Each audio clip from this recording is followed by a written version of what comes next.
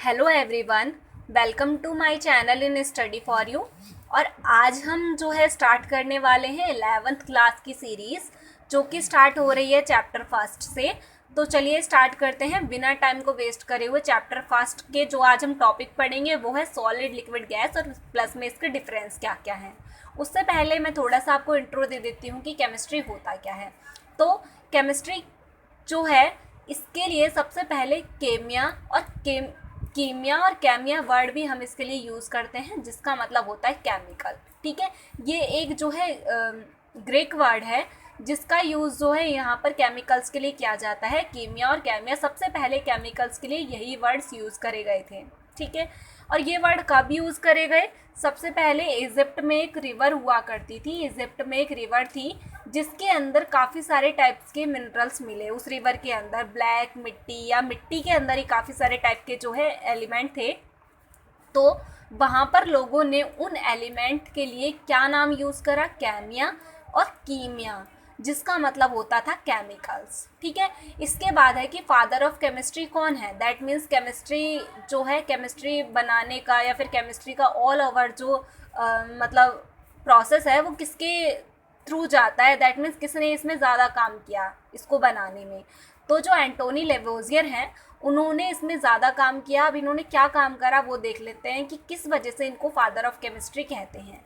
जो आपने सुना होगा law of conservation of mass, जो कि 9th क्लास में है हमारा। तो law of conservation of mass क्या होता है? Mass can not be create और nor be destroyed. That means mass को ना तो हम बना सकते हैं ना ही ख़त्म कर सकते हैं। ये लॉ हमारा किसने दिया? एंटोनी लेवोजियर ने दिया। और प्लस में इन्होंने काफ़ी सारे एक्सपेरिमेंट किए और काफ़ी सारी रिसर्च करी, तो इसी वजह से इनको फादर ऑफ केमिस्ट्री कहते हैं। देन उसके बाद आ जाते हैं कि केमिस्ट्री की कौन कौन सी ब्रांचेस होती हैं। तो केमिस्ट्री की मेन 5 ब्रांच होती हैं। फर्स्ट है ऑर्गेनिक केमिस्ट्री। ऑर्गेनिक केमिस्ट्री वो ब्रांच है केमिस्ट्री की जिसके अंदर हम कार्बन और हाइड्रोजन रिलेटेड कंपाउंड के बारे में पढ़ते हैं। और ये वही टॉपिक है, दैट मीन्स वही ब्रांच है हमारी केमिस्ट्री की जिसके अंदर हमने अभी last time, that means 10th class का एक चैप्टर है 4, जिसके अंदर जिसका नाम है कार्बन एंड इट्स कंपाउंड। उसमें आपने ऑल ओवर जितनी चीज़ें पढ़ी थी ना, वो सारी कहाँ आती हैं? ऑर्गेनिक केमिस्ट्री के अंदर। देन उसके बाद है इनऑर्गेनिक केमिस्ट्री। तो इनऑर्गेनिक केमिस्ट्री वो केमिस्ट्री होती है जहाँ पर कार्बन और हाइड्रोजन का कुछ लेना देना नहीं होता है। मतलब यहाँ पर हम एलिमेंट से रिलेटेड चीज़ों के बारे में पढ़ते हैं, जैसे कि प्रोडक्ट टेबल हो गया और एटम्स के स्ट्रक्चर के बारे में। ऑल ओवर ये सारी चीज़ें जो हम पढ़ते हैं, कहाँ पढ़ते हैं? इनऑर्गेनिक केमिस्ट्री के अंदर। देन उसके बाद है फिजिकल केमिस्ट्री। फिजिकल केमिस्ट्री में हम kinetic energy, temperature, boiling point, ये सारी चीज़ों के बारे में पढ़ते हैं।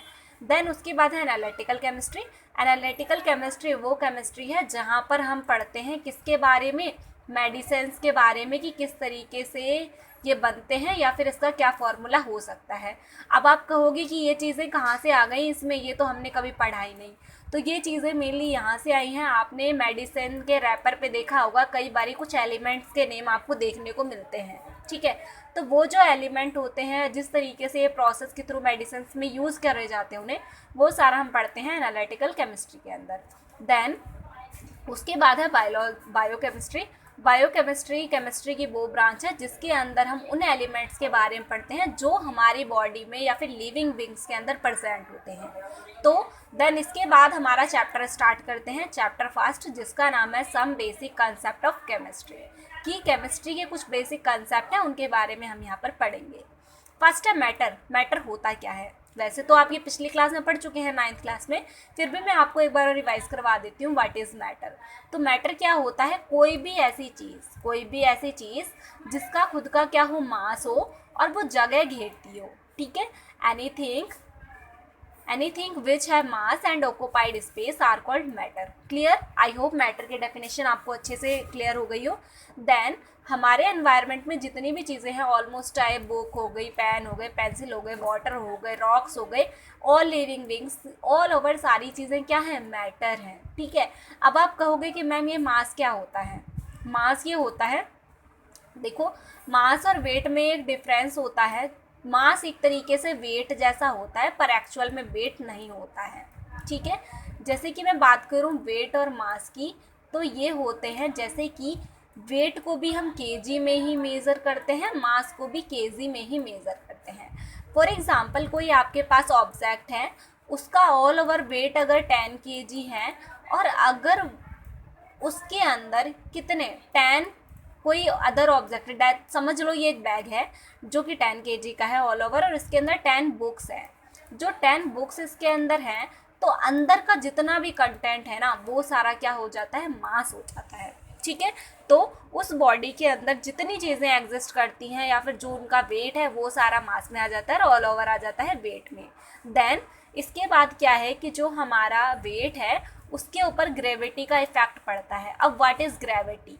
ग्रेविटी एक फोर्स है जो कि अर्थ की सेंटर की तरफ लगता है, दैट मीन्स अपनी तरफ चीज़ों को अट्रैक्ट करता है। ठीक है, ये होता है ग्रेविटी। अब जो ये वेट है, वेट का ग्रेविटी के ऊपर इफेक्ट पड़ता है पर मास के ऊपर कोई इफेक्ट नहीं पड़ता है। इसका मैं एक एग्जांपल लेकर चलती हूँ। जैसे कि अगर हम अर्थ के ऊपर किसी चीज़ का वेट करें, अगर वो 60 केजी है और वही देखो आपको पता है मून पर ग्रेविटी क्या है, कम है। मून पर क्या है, ग्रेविटी कम है, अर्थ के अकॉर्डिंग 1/6 है। इसी वजह से होता क्या है कि जब हम मून पर किसी का वेट मेज़र करते हैं ना तो 1/6 हो जाता है। दैट मीन्स अगर अर्थ पर 60 केजी है तो मून पर कितना हो जाएगा, 10 केजी। क्लियर? तो इस वजह से हमें पता चला है कि जो वेट पर है ग्रेविटी का इफेक्ट पड़ता है पर मास पर ग्रेविटी का कोई इफेक्ट नहीं पड़ता है। जितना मास अर्थ पे है उतना ही आप उसे कहीं भी ले जाओ वो सेम रहने वाला है, कांस्टेंट रहने वाला है। यही चीज़ें मैं आपको यहाँ पर बताने वाली थी कि जो मास है, कोई भी ऐसा ऑब्जेक्ट जिसका खुद का मास हो और वो स्पेस घेरता हो उसे हम कहते हैं मैटर। ठीक है, अब आप कहोगे मैटर कितने टाइप के होते हैं, तो जो यहाँ पर पढ़ लेते हैं स्टेट ऑफ मैटर कि मैटर की कितनी स्टेट होती हैं। मैटर की मेनली 3 स्टेट होती हैं, सॉलिड, लिक्विड, गैस, जो हम यहाँ पढ़ने वाले हैं। और ऑल ओवर बात की जाए तो 5 हमारे क्या होते हैं, स्टेट होते हैं मैटर के। फर्स्ट है सॉलिड, सेकेंड है लिक्विड, थर्ड है गैस, फोर्थ है प्लाज्मा। क्या है, प्लाज्मा। और फिफ्थ क्या है, बोज आइंस्टाइन, बोज और आइंस्टाइन। ठीक है, आइंस्टाइन। ये हो गई हमारी फिफ्थ स्टेट ऑफ मैटर। अब सॉलिड का एग्जांपल आपको पता होगा, आइस ले लो या फिर और अदर ऑब्जेक्ट हैं जो सॉलिड फॉर्म में होते हैं, जैसे आपका ब्रेंच हो गया, आपका मोबाइल फ़ोन हो गया, ये सारे सॉलिड होते हैं। पर अगर आप लिक्विड की बात करें जैसे कि पानी या फिर जिसके अंदर वाटर ज़्यादा हो तो वो हो जाएगा आपका लिक्विड। देन गैस जो वेपर जैसे हों, ठीक है, वो सारी हो जाएंगी गैस। और जो आपने थंडर देखा होगा, बिजली का कड़कना, वो सारी चीज़ें जो आपकी किस में आ जाती हैं, प्लाज्मा में। बोज आइंस्टाइन जो है आपका एक बोजोन नाम का एक पार्टिकल होता है, तो उससे रिलेटेड ऑल ओवर सारी चीज़ें, बोजोन दैट मीन्स इसका एक एग्जाम्पल है, तो ये बोज आइंस्टाइन का एग्जाम्पल हो गया। तो ये हो गए हमारे 5 स्टेट ऑफ मैटर और पर लेकिन हम यहाँ पर पढ़ने वाले हैं ओनली 3। ठीक है, इससे पहले जरा मैं आपको एक और चीज़ एक्सप्लेन कर देती हूँ यहाँ पर कि जो हमारे सॉलिड, लिक्विड, गैस होते हैं उसका एक्स्ट्रा ब्रीफली एक डायग्राम देख लो। जैसे कि ये जो पार्टिकल दिख रहे हैं आपको, हमारा हर एक मैटर एक पार्टिकल से मिलके बना हुआ होता है। ठीक है, और उन पार्टिकल्स को हम क्या कह देते हैं, एटम कह देते हैं। क्या कह देते हैं, एटम्स कह देते हैं। और ये जो एटम्स होते हैं ना, डिपेंड करते हैं स्टेट पर कि वो कैसे होंगे। देखो ये सॉलिड है, ये क्लोजली पैक्ड है, ये इधर उधर मूव नहीं कर सकते, तो इसका एक डेफिनेट क्या होगा, डेफिनेट शेप होगी और डेफिनेट इसका एक क्या होगा, वॉल्यूम होगा। वॉल्यूम दैट मीन्स अगर ये 1 kg का है तो आप इसे कहीं भी रख दो 1 kg ही रहने वाला है। देन इसकी शेप भी चेंज नहीं होगी। अगर मैं वहीं बात करूँ लिक्विड की, तो जो लिक्विड है उसके मॉलिक्यूल थोड़े थोड़े दूर होते हैं और ये जो मॉलिक्यूल थोड़े दूर होते हैं इनकी शेप फिक्स नहीं होती। अब आप कहोगे शेप फिक्स कैसे नहीं होती है, तो देखो जैसे कि ये है, अगर आप इसे किसी और कंटेनर में डाल देते हैं तो वो कैसा हो जाएगा, उसी के शेप का हो जाएगा। तो ये जो शेप है ये फिक्स नहीं होती है पर वॉल्यूम फिक्स होता है। वॉल्यूम फिक्स होता है दैट मीन्स अगर आप इसे किसी भी बर्तन में डाल दो वो सेम रहने वाला है, 1 लीटर का 1 लीटर, ऐसा नहीं है कि वो हाफ बच जाए। ठीक है, अगर हम बात करें किसकी, गैस की, तो जो गैस होता है ऑल ओवर कंटेनर को फिल कर लेता है। गैस के पार्टिकल बहुत ज़्यादा दूर दूर होते हैं। ठीक है, और ये पूरे कंटेनर को फिलअप करके रखता है। और जो ये है, देखो आपको यहाँ पर एक चीज़ क्लियर हो गई, इसका शेप फिक्स होता है, वॉल्यूम भी फिक्स होता है, इसका शेप फिक्स नहीं होता है, वॉल्यूम फिक्स होता है, इसका कुछ भी फिक्स नहीं होता, ठीक है। इसके बीच में फोर्स ऑफ अट्रैक्शन बहुत ज़्यादा होता है, क्योंकि फोर्स ऑफ अट्रैक्शन ज़्यादा होता है, क्यों होता है, क्योंकि इसके पार्टिकल देख रहे हैं बहुत ज़्यादा क्लोजली पैक्ड हैं। फोर्स ऑफ अट्रैक्शन की वजह से ये इतने पास पास हैं, ठीक है। Force of attraction more than इसके पार्टिकल थोड़ा दूर है, इसका मतलब आप कहोगे कि आप ये कहना चाहते हैं कि इसमें पार्टिकल दूर है, मतलब फोर्स ऑफ अट्रैक्शन कैसा है, सॉलिड के कंपैरिजन में कम है। वहीं गैस में जो होता है फोर्स ऑफ अट्रैक्शन ना के बराबर होता है। कितना होता है, ना के बराबर, बहुत कम होता है। अगर मैं सॉलिड की काइनेटिक एनर्जी की बात करूं तो वो बहुत ही क्या होती है, कम होती है, अप्रॉक्स 0 होती है, क्योंकि काइनेटिक एनर्जी डिपेंड करती है टेम्परेचर पे। जितना ज़्यादा टेम्परेचर बढ़ता चला जाएगा उतनी ही काइनेटिक एनर्जी भी आपकी बढ़ती चली जाएगी। अब इसका एक देख लो, अगर ये सपोज ये बर्फ़ है, अगर आप इस बर्फ़ को पिघला दोगे, दैट मीन्स पिघलाओगे कैसे, टेम्परेचर का यूज़ करके। तो टेम्परेचर का यूज़ करा आपने, थोड़ी बहुत उसमें हीट प्रोड्यूस हुई तो काइनेटिक एनर्जी भी इंक्रीज़ होगी। वैसे ही अगर आप उस लिक्विड को गैस पे रख दोगे बहुत ज़्यादा देर तक, तो उसमें से वेपर निकलने स्टार्ट हो जाएंगे, जो कि क्या होगी, गैस होगी। और जब बहुत ज़्यादा बढ़ गया टेम्परेचर तो क्या हुआ, गैस में चेंज हुआ और काइनेटिक एनर्जी क्या होगी, बहुत ज़्यादा होगी, ठीक है। और इसी के साथ ही एक और चीज़ मैं आपको बता दूं कि जो हमारा वाटर है उसका बॉइलिंग पॉइंट कितना है, 100 डिग्री सेल्सियस है, और 250 डिग्री सेल्सियस पे जो हमारा वाटर है पूरी तरीके से वेपर में कन्वर्ट हो जाता है, ठीक है। और 0 डिग्री पे हमारा वाटर क्या हो जाता है, फ्रीज हो जाता है, दैट मीन जम जाता है। ये चीज़ें क्लियर हैं। देन उसके बाद हम अपने कंसेप्ट पे आते हैं। ये चीज़ मैंने आपको जस्ट अभी बताई कि सॉलिड का जो है डेफिनेट वॉल्यूम होता है और डेफिनेट शेप होती है, पर लिक्विड का कोई डेफिनेट वॉल्यूम होता है लिक्विड का, पर शेप फिक्स नहीं होती है, ठीक है।